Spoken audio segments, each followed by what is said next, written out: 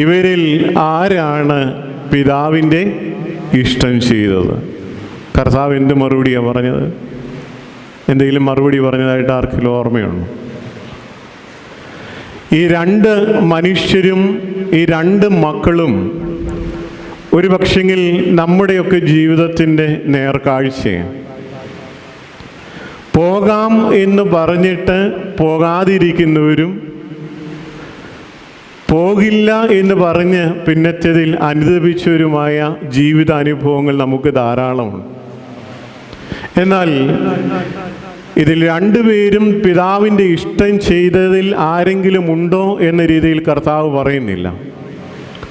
അതിന് കാരണം അതിൻ്റെ അവസാനം ഇങ്ങനെയാണ് പറഞ്ഞു നിർത്തുന്നത്: നിങ്ങളെക്കാൾ മുമ്പേ പാപികളും വേശ്യാസ്ത്രീകളും ചുങ്കക്കാരുമൊക്കെ സ്വർഗരാജ്യത്തിൽ